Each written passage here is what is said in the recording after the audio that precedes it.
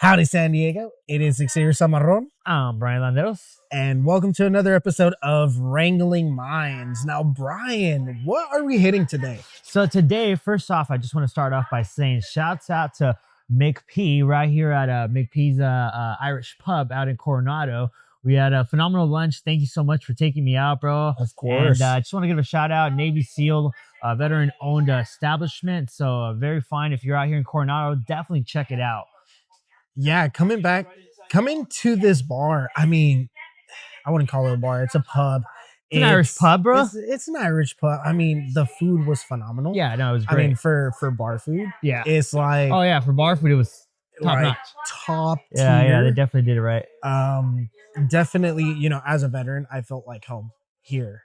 Just because all the memorabilia on the wall, all the patches on the bar, the stickers, like it brings back memories from either overseas or brings back memories from being like in North Carolina, dude. It's like this bar is a very patriotic bar, and it's very welcoming. Yeah, the staff is amazing. The food is good. Drinks were better.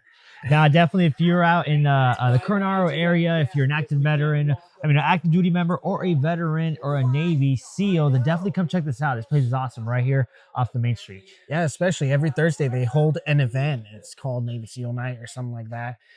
Highly recommend. I will be here Thursday night, hopefully, if I don't get off work too late. But Brian, will you be here? I will be here. Hey. No choice. But going back to what you asked, what's happening currently right now in the market, huh? Well, it is rather challenging, I'd say, and I'm not gonna shy away and say, hey, it's a perfect time for everybody to buy, and I think it just depends on your situation, on what you're looking to do. But just because it's challenging, it doesn't mean that it's impossible to buy. There's just a little bit more obstacles that we got to get through. No, yeah, I definitely agree. I mean, it's a very volatile market. Although it's in favor of the buyer, we're not quite seeing buyers in the market right now.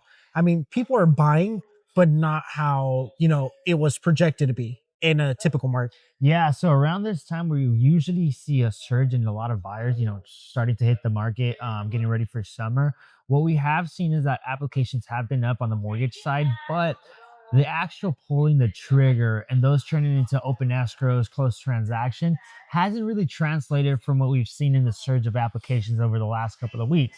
So what that tells me is that there is a want and there is that I want to buy feeling, but there isn't that much motivation to kind of push or tilt that cup forward and really, really, really get those, those juices going and saying, hey, I want to buy, I want to submit an offer, let's get into escrow. But I think the biggest thing right now that we should be looking at is, what opportunities and what options do buyers that are in the market, that are qualified and that want to buy a house right now, have available to them? I mean, man, the options are endless, especially like how I mentioned, a very volatile market. And we just went from, a hot seller's market to a buyer's market. Yeah. Now we're seeing and experiencing, what's the right word for it? We're experiencing a lot more listings than buyers. Yeah. There's a lot more homes on market compared to buyers, and it turning into a buyer's market, like I mentioned, very volatile market, quick change, but it's consistently changing because of interest rates, and I feel like that plays a part into that trigger pulling effect. That, and then other aspects, like it could be the realtor, it could be people's finances. I've been seeing a lot of people after paying Coachella tickets from this last event, after paying Taco Bell, or a Costco hot dog. Yeah. You're gonna be paying 25 cents for about 4 weeks, bro. Exactly. Save that dollar up. Yep. No, but to touch a little bit on what you said about the interest rates, the thing with interest rates is that as soon as we see a dip in interest rate, we see a surge in buyers. Why? Because now they're able to afford a little bit more, and now that monthly payment's not going to be as expensive. So that happens, and at the same time, that causes more fluctuation in the properties that are out on the market. So it causes a lot more influx of offers, then causing the prices of the house to either stabilize at that range or creep up because of the demand that comes in at once so much. What I do see and what I do foretell is that if you want to be on the leading edge of that, you definitely have to be prepared up front. Constantly be out shopping for houses, constantly be seeing what the market has, constantly be running your numbers at a high rate, at a mid rate, and at a low rate. Best case scenario, worst case scenario, okay scenario. That way you really have a gauge of what every situation looks like for you. Because in this market, what I've seen is things could rapidly change from one week to another as interest rates flip and flop. Properties go up in the market, properties, come down from the market, because that's how fast the market moves. And if you're not in the market and you're consistently, having your hacks away at, submitting offers or seeing what the market could do for you, you put yourself in a position of, having a deal that is just like, secondhand deal, like, yeah, now you can buy this house when all the good deals were taken up in the beginning. Yes, I 100% agree with that. But going back to your question on what could, buyers do, Mm, um, especially in this market, a buyer's market is insane, and not being able to see as many buyers out there mhm. surprises me. But sellers are eager to sell. Yes. And what do I mean by that? I mean, being a listing agent myself, we've gotten to the point where we are now offering a 1 point rate buy down to hopefully get, that family who's trying to stay under the conforming loan of 1,077,000 to instead of a 6% interest rate to a 5% interest rate. And just to give a little like context, that could be a savings of anywhere between $400 to $800, depending on the loan amount, depending on the payment. So that's huge, and that can make a huge difference in a buyer that's like, hey, I want this house, but the payment's not there. To like, now I can afford it and feel comfortable being able to take these mortgage payments in the beginning. Exactly. Now, from a mortgage loan officer's perspective, in your opinion and from your expertise in this industry, would you recommend buyers negotiating list price or rate buy down? So What's your that's thoughts a on it? very common question. And I want to say that the first instinct for everybody is to bring the price down. Yeah, let me get that 20K off. Let me get that 10K off, even 30K off, whatever it might be. But what people don't know and haven't learned yet is that, bringing down your rate a quarter percent, an eighth of a percent is actually a lot more impactful to your monthly payment than, dropping your purchase price by 10%, because a 10K, I mean, a 10K purchase price reduction is only going to translate in anywhere between 40 to maybe $60 in payment. Where if you're bringing down the rate, you're now talking about hundreds of dollars in savings compared to maybe just a few tens of or hundreds of dollars. No, yeah, 100%. I'm glad we agree on this Yeah, part yeah, yeah. because that leads me into my, the next couple of things I'm going to talk about. And it being a buyer's market, I mean, I'm seeing buyers being able to negotiate not only rate buy downs, but that list price on top of it, closing costs, their agent's commission, um, just a magnitude of things. Even like we were talking about it earlier, with VA clients, it's like you're able to get in and like outrageously low earnest money Yeah. deposit compared to the 1%.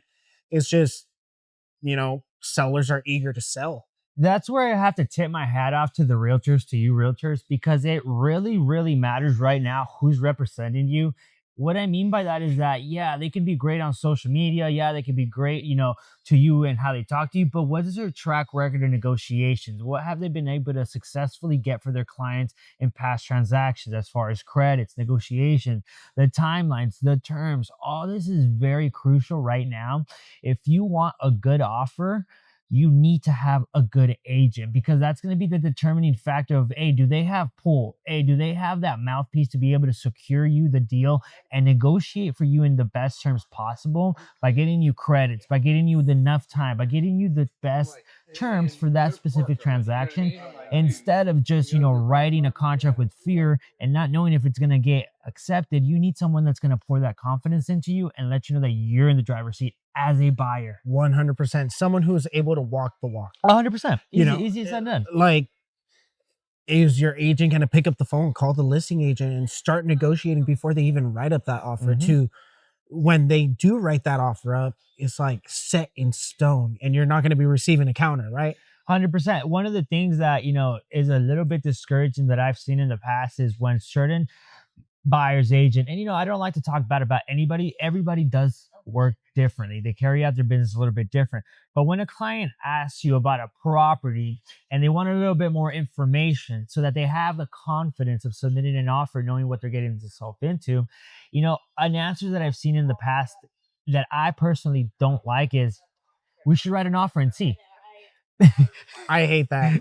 Because It's kind of similar to like, oh, what's your guys' floor price? Well, my client is willing to accept offers at the highest and best offer. It's like, what do you mean by that, dude? yeah, and it's like, you have to realize that you're going into the biggest purchase of your life if you're a buyer, and the people that are guiding you almost have to understand, if not feel, what you're going through, because they're not the ones that are draining their account. They're not the ones that are putting that money up, and it can be very easily for somebody on our end to say, hey, yeah, it's okay, you got it, when in reality the buyer that's in doing the transaction, that's in the transaction, might be afraid because they don't know what can occur. They haven't gone through this, and you as a buyer, a buyer's agent or listing agent representing your client, needs to give them that reassurance and that confidence. And I think that's right now what a lot of people should be gravitating towards, is who's really giving you that coaching that you need, Mhm. not telling you what you want to hear, but actually telling you what you need to hear. Yeah, I feel like a good reality check or gut check every now and then is good for the human being.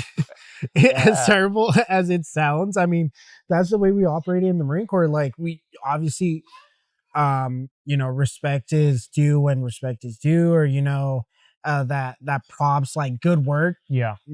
What's the word for it? Uh Recognition. yeah. That recognition is given when it's due. Mhm.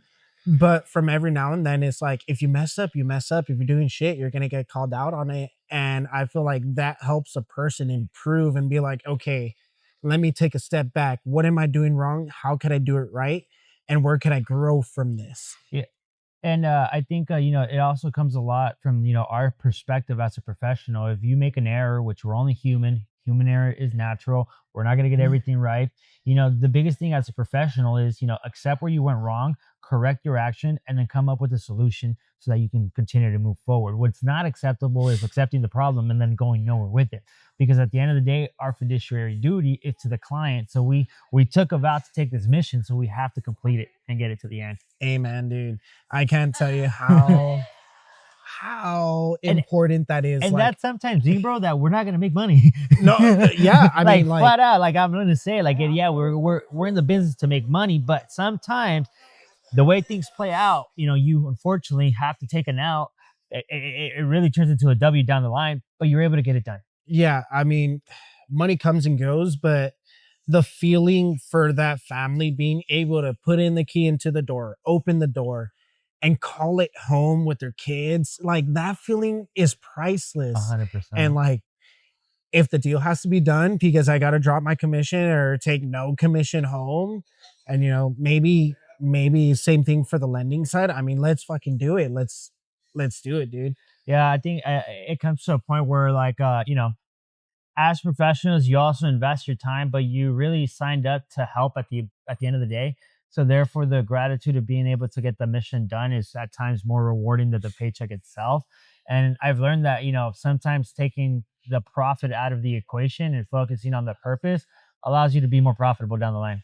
Yeah, I mean, I read a book a while back, and it completely changed my mentality from looking at clients as clients and looking at them as people. Yeah, And I look at myself, changing the perspective of looking at myself like a salesperson yeah, to a service provider. yeah.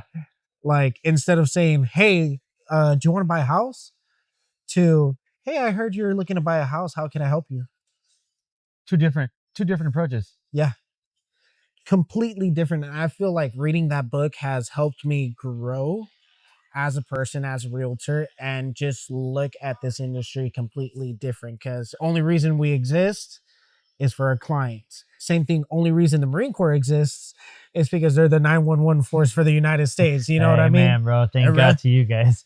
I know it honestly, bro. Like, I feel that, more than anything right now in the places that we're at, the society that we live in, being grateful for every little thing that you have is like the utmost, biggest thing that you can do right now to mentally feel good, to just be positive, to be a good energy around people, because when you're negative, that transcends into other people. So I feel that right now, while there's all this crazy stuff going on, like if you could just work on yourself, be good to yourself, be good to others, like you're gonna be okay. And it's simple if you want to make it simple, but it's also complicated if you complicate it. I'm gonna wait till this truck passes. Little break. little little intermission. But I don't know. I feel like there's so many different approaches. It. I don't know. Do you feel like, in a way, the market is discriminatory? Because I mean, I'm currently in school and I'm taking a sociology class. I know, Hmm. but that's one of the things they did bring up is like, in your opinion, do you think the market is discriminatory? Not in the sense of racism, but in the sense of equal opportunity. I say no, honestly. The reason why is because there's ways, and I mean, there's easier paths for some, there's tougher paths for others, but there's a path for everyone. Some take weeks, some could take months, some could take years, but there's ultimately a path to get there, which is home ownership. Maybe right now is not your time because your income's not there. Maybe it's not the right time because your credit's not there. Maybe it's not the right time because your situation's not there. But all that stuff can be, how do I say it, can be contained or can be controlled if you have a right plan of attack. And when there's no clarity and there's no vision, then I think it's really easy to blame, external factors on reasons why you can't do things. When in reality is you have to just really set forth a clear path, have the right intentions, and actually pull forth with that to really realize if you can or not. But to say that the market is discriminatory, the market isn't conscious, so therefore it can't just say I'm discriminatory. It's tough for everybody, but your tough could be someone's easy, and your easy could be someone's very tough. And I think that's what people need to really understand, that it's not a one size fits all. It's a customized like transaction. This is for you, only you. This shoe was made for only the right person to fit in. So therefore, when you generalize it like that, it's like, well, what does discriminatory really mean? So Exactly. that like, because to me, discriminatory plays on more of like, oh, if you're this type of person, you can't do this. If you have this type of stuff, you can't do that. When in reality, it's pretty straightforward across the board. Everybody needs to go through the same process to get pre-approved, to buy a house, to then get their keys. Right. There's no other way around this one. Like nobody gets a fair, like nobody gets like a free meal ticket for this. Like unfortunately, unless you're the VA where you get a 0% down, but you're also sacrificing your life. Mhm. So it's like, you see how it's all situational and not black and white. It's like, it's very like it can, but it can be. But I really believe that it isn't. I 100% agree, and that's And one of that's a really good question, bro, because it made me really think. it, I'm ma- like, holy crap, hold on, like I have to be really careful how I explain it and reply back to this. But it was a good question, bro. no, Yeah. yeah, and that's one of the questions that, like you said, really made me think, because I'm like, shoot, is the market discriminatory, as in, the equal opportunity? And I thought about it and I argued that it wasn't. Yeah, I don't think so. I don't think so, because I feel like everybody has the same decisions, the same opportunities in life, whether you like it or not, right? Some of us grew up lower class, some others grew up higher class, but essentially we all have free will. At least, especially more here in America. And that's Yes. something that I'm ultimately more grateful for, because you can be nothing, become something. And like, bro, there's countless stories that if people have come from nothing, did it, are now big in their industries, made it from nothing, started at the bottom. So it's like, to me, it's like it really just comes down to who you are, what you're gonna do, how you're gonna control yourself, how you're gonna push yourself, because it's so easy to blame external forces for things that you're not taking responsibility for. Rather than yourself. And that's something like that question it's a head turner, Yeah, bro, huh? that made me think. Head spinner.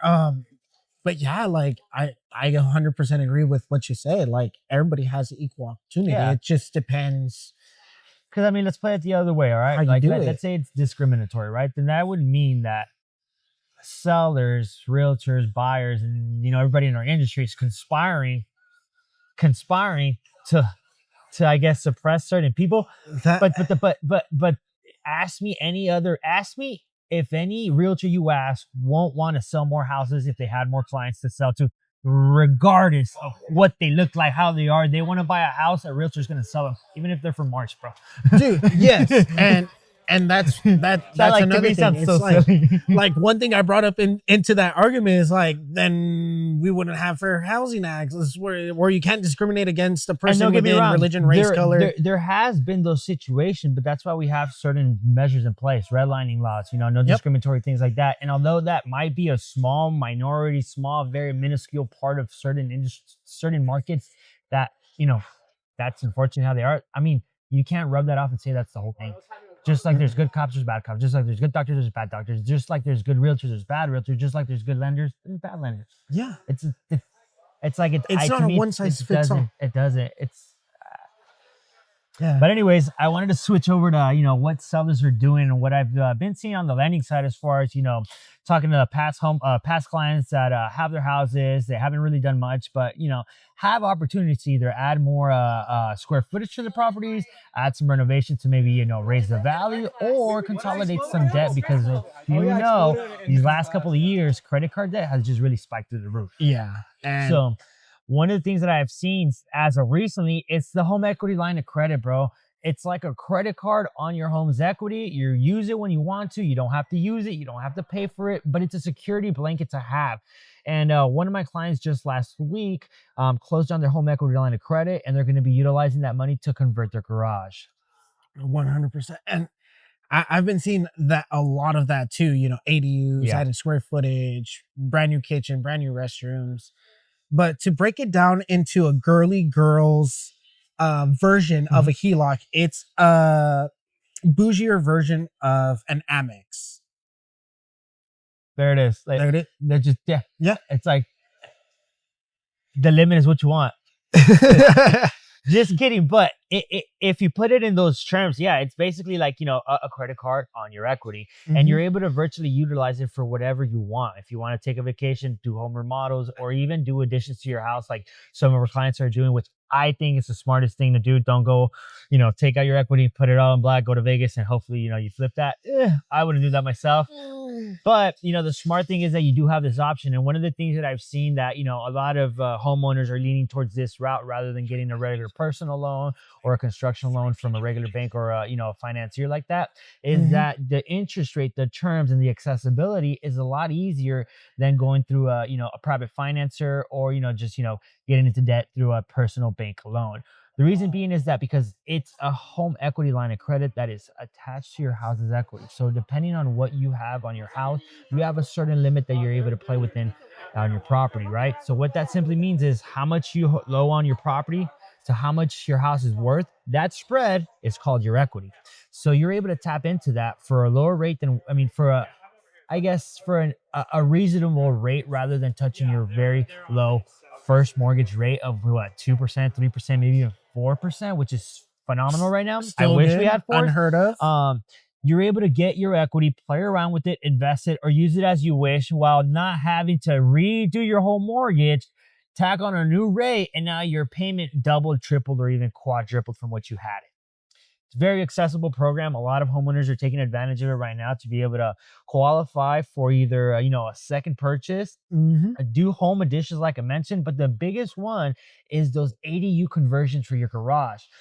We were at a networking event a few weeks ago, and I'm not sure if you recall, they were talking about if you're looking to get into investing here in San Diego, you don't know how to, but you want to buy a house, you want to buy a property, start by buying a single family residence and then run the triple play, which means you buy the single family residence, one unit.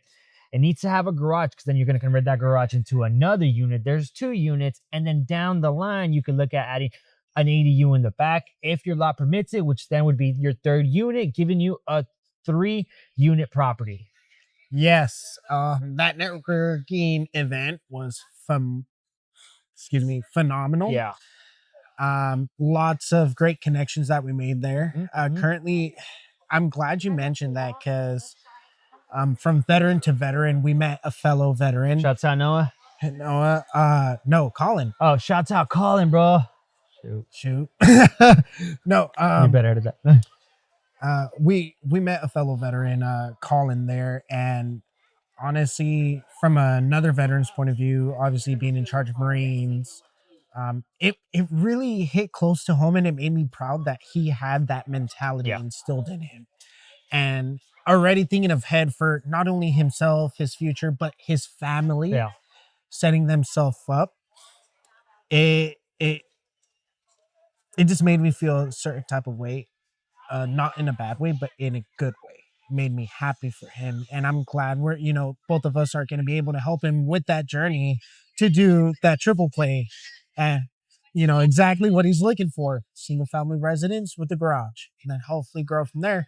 And if able to, maybe a duplex, a triplex, and a fourplex. Yeah, and I think the neat thing about it is that mentioning on like having that mentality let me know that a lot of more people like him are out there, and a lot more people want that, and a lot more people are in search of that, but sometimes are very limited to what they're able to expand on because of the environment that they hold themselves into.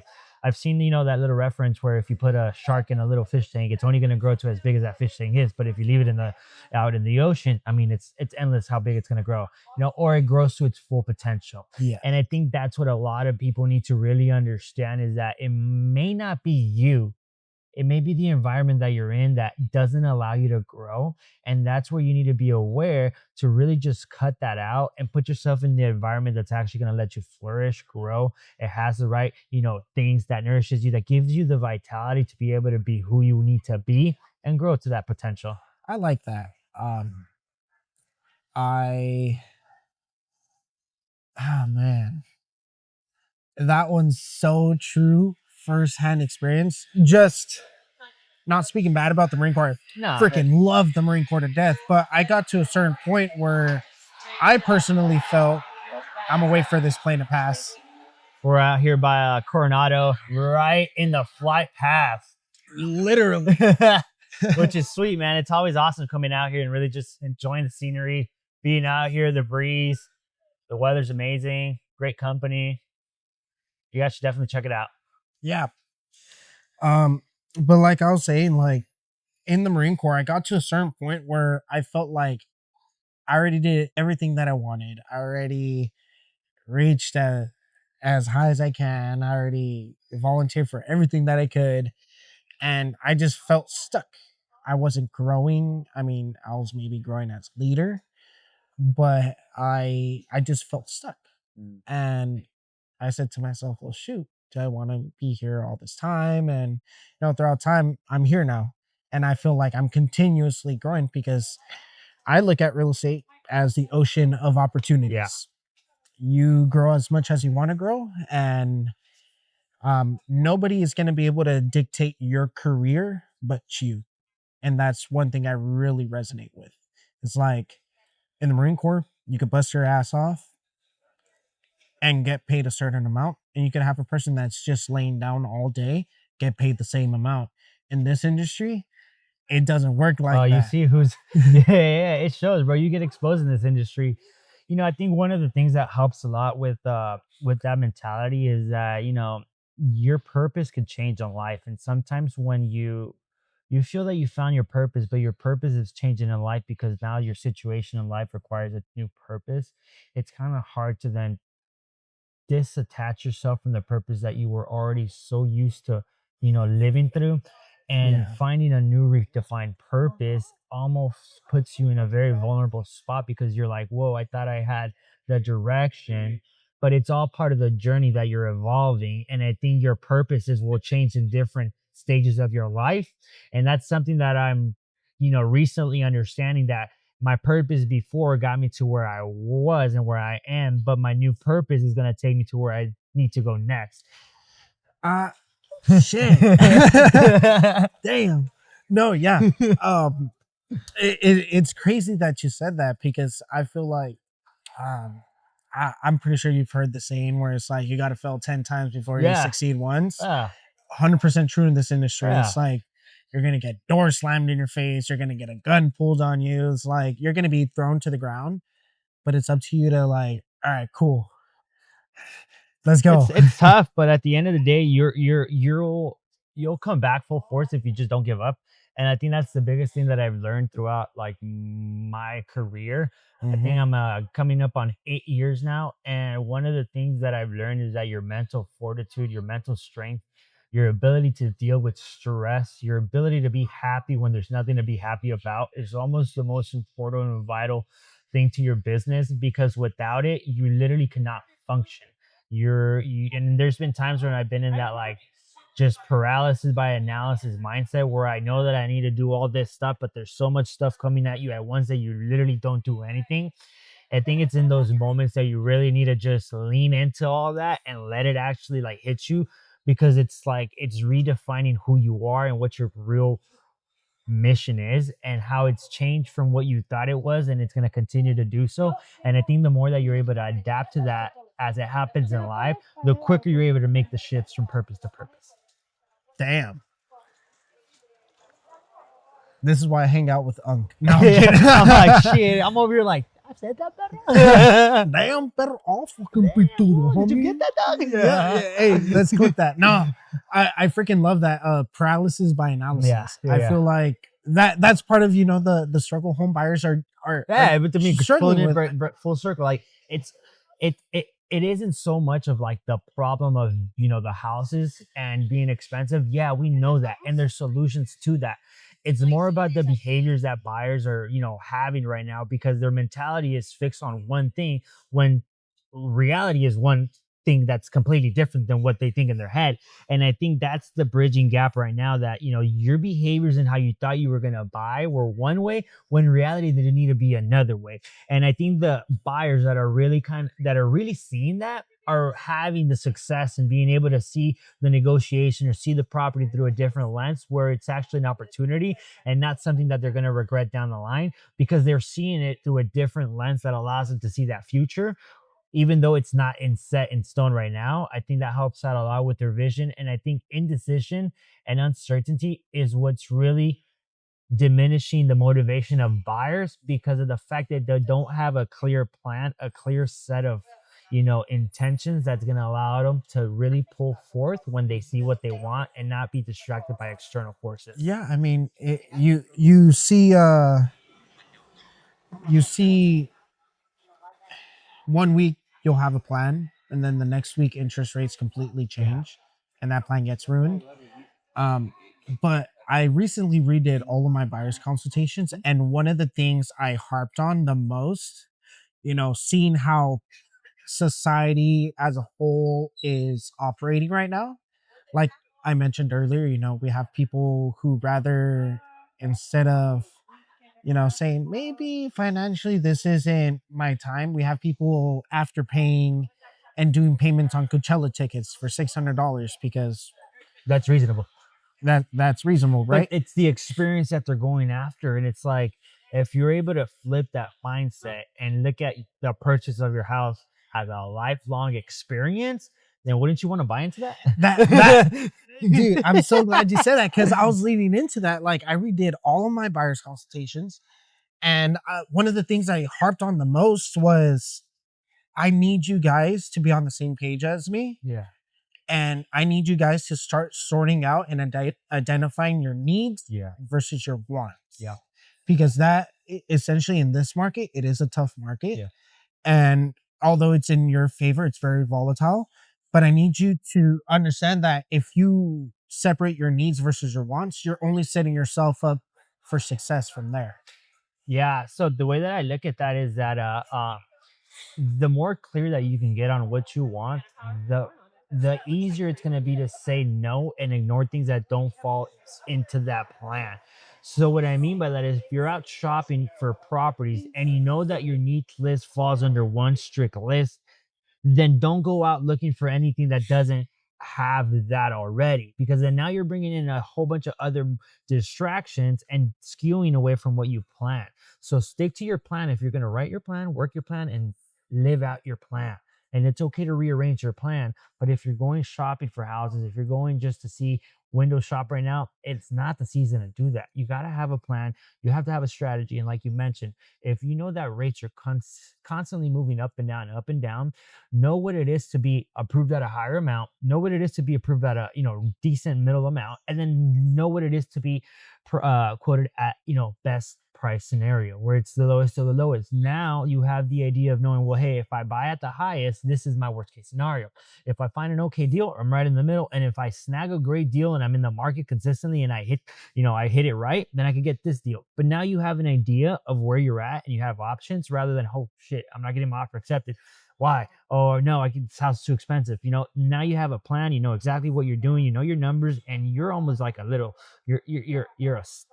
You're working like stealth mode when you're submitting offers because you're so organized, you're so detailed, and you're so clear on what you want.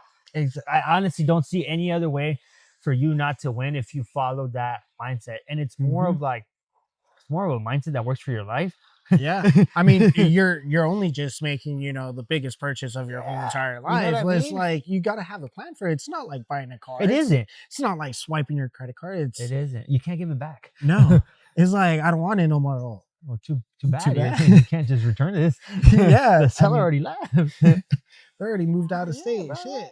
No, yeah, dude. I'm so glad we hit these topics. Yeah. And I really hope, anybody in the audience that has been on the verge or has, been struggling with anything that we talked about today, I really hope, we were able to make an impact on it. But man, I think that was good, man. It was how do I say it? Like real estate therapy for buyers and sellers. Dude, yes. I mean, I think it's more about understanding like your behaviors of how you buy, like, how you impulsively react to things, how things, make you feel when you see something you don't like. And, understanding all that stuff is just going to help you have a stronger backbone when you're presented against these challenges in the real estate market.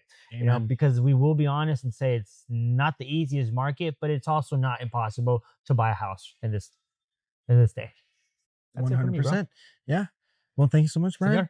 Appreciate it. You guys, we'll see you on the next one. All right.